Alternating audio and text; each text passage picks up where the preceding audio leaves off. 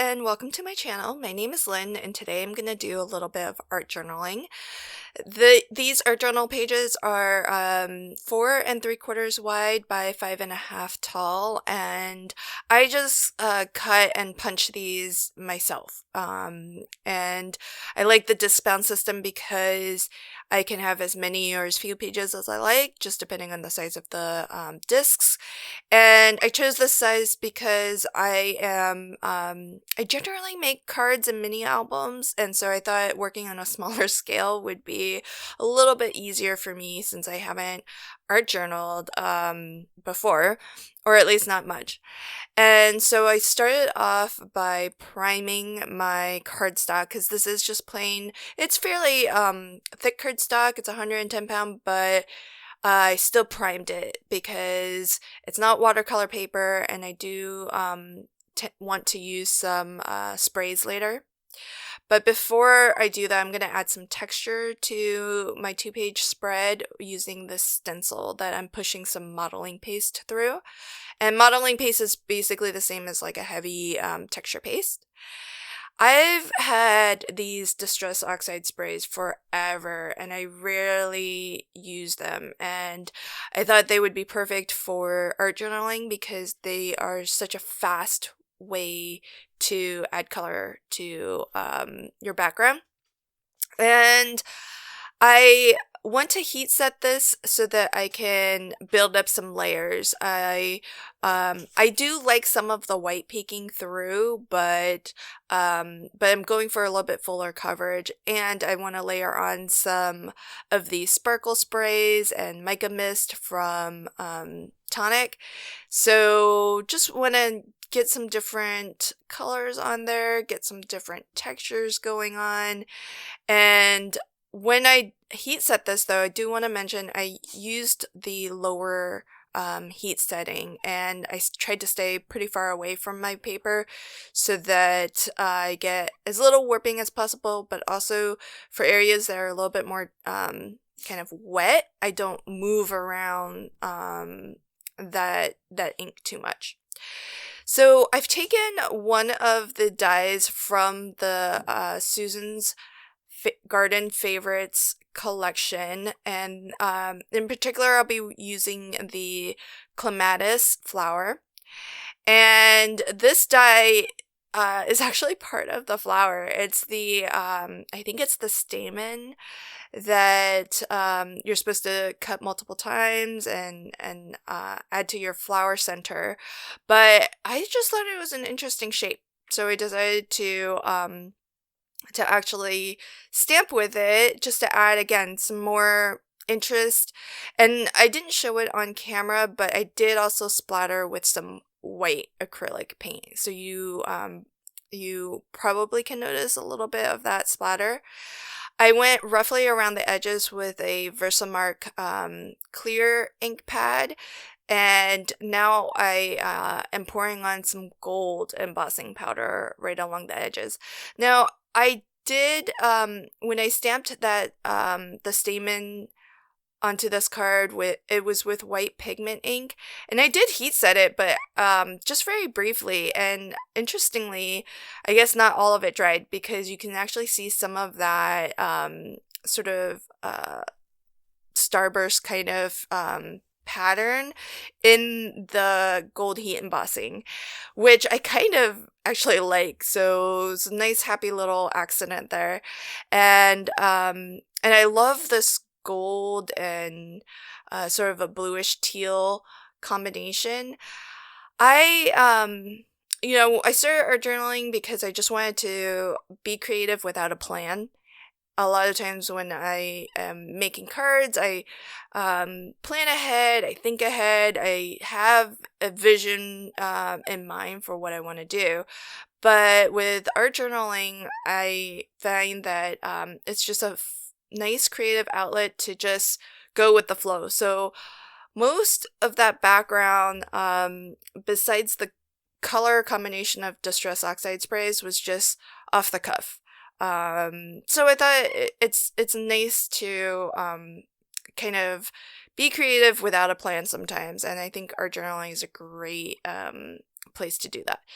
So here I've got the flower petals of the Clematis flower cut out of white cardstock, and I'm using shaded lilac to just swipe on some color. So I did Google the Clematis flower just to see, in nature, what colors are these flowers generally.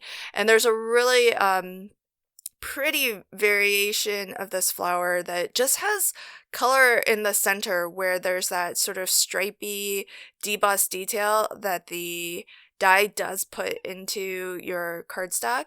And by just swiping down the center of the petal, it just gives you that, it just highlights that texture a lot more. And I feel like that's the unique aspect of this flower.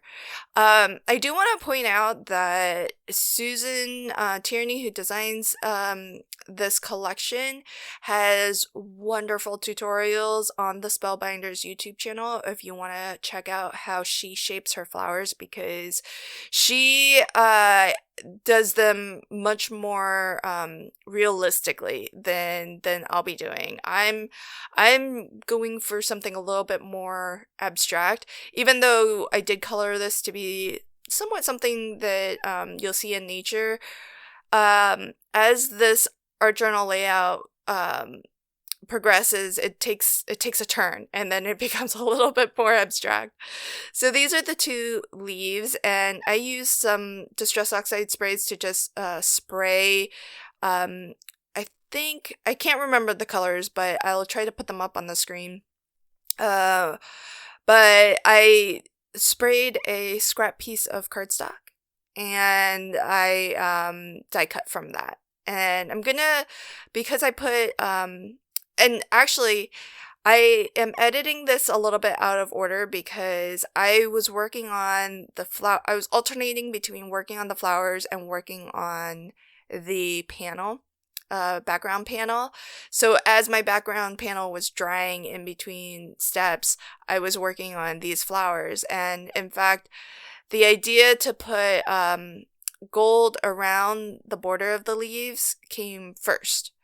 And then I added the gold border around the my pages, and then I decided to add a little bit of gold to the flowers as well, just right where that stripy detail is. So that's why I'm brushing on the Versamark ink, and that helps me to kind of just get that sticky ink right down the center of the petal, which again is a way for me to kind of highlight what I feel is the unique aspect of the Clematis flower, that that signature sort of stripe down the center of the petals.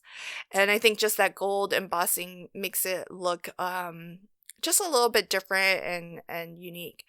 So now I'm going to make the final piece. So this is that sort of spindly piece that I think is for the stamens. And because I'm not this is going into an art journal, so it's ultimately going to lay flat, be closed, and pushed down a little bit, so it's not going to maintain its 3D sort of shape. So that's why I actually cut the length of each of these spokes down to shorten it a little bit, so that even when it lays flat, if it gets pushed down, it won't seem like it's so long or large in comparison to the scale of the flower. And each of those spokes I just cut in half to make it a little bit more thin, as you would normally see stamens. And I think the die recommends that you cut 3 of these. I'm working with just 2 because I thought that looked full enough, but considering it's the topmost part of my flower, I can always go back and add a 3rd one if I really wanted. And my shaping of the flowers is really simple. I just went on the back side around the edge of each petal just to curl it down. Then I flipped it to the front side and pushed it right down in the center just to bring those petals up. And I'm going to layer 2 petals, offsetting them so that there's always a petal in between and below the two petals above it. And then I'll add my stamen to the center. And the stamens were cut from gold foil paper. So I just feel like these, it's so much fun to art journal, I'm finding, because, you know, it's interesting just to see how the project evolves, because definitely did not go in with a plan in mind other than to use this die set and to use the couple of colors of Distress Oxide sprays that I have, but I think it's evolved into something that, you know, I really, really love. This die set here is actually what you're seeing on my storage sheet. There is two different die sets, but they're meant to all be used together. They're part of the open house collection from Spellbinders, and these sentiments are actually meant to die cut into the steps leading up to the front door, but I feel like they're really good sentiment strips, so I often have used them for that purpose, having nothing to do with the house itself. So what I'm going to do here is I just have some extra pieces of the stamen flower, but this is the full size. It's partially cut, but it's the full length. And where I saw some of the gold embossing that that caught with that white pigment ink, I'm just gonna layer the die cut over that, so we get some extra dimension and extra kind of spindles. It's just a fun little touch, I think, to kind of add those extra die cuts to the page. And now comes the fun part of arranging everything. So I wasn't sure if I wanted to just go with one flower, but if it wasn't going to be one, then I knew it was going to be three, because I like to work in odd numbers. And what I'm going to do is I've been putting liquid PVA glue where the flat part is, where I want it to excuse me, attach flat to the card, but I'm adding 3D glue gel where I do want it to stay raised. And that way, even when this is closed down, that 3D glue gel, when it completely dries, is going to dry rock hard, and it's going to keep some lift to these flowers. And I only added the 3D glue gel to the bottom 4 petals. So the top 4 petals, you can see here I'm kind of curling back up a little bit, so I can always sort of fluff this up again if ever it gets too flat.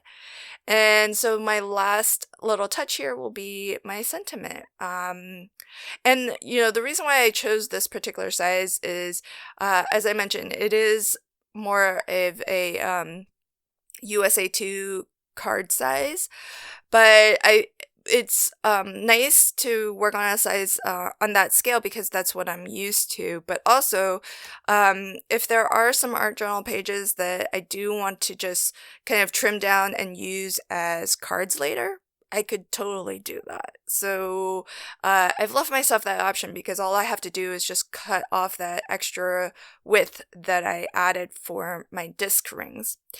So that's my art journal spread using Susan's Garden Favorites Clematis flower. I hope that you enjoyed it, and if you did, please consider liking, commenting, and sharing. And if you want to catch new videos as I publish them, consider subscribing to my channel and ringing the notification bell. Thanks so much, and until next time, happy crafting and have a fantastic day. Bye!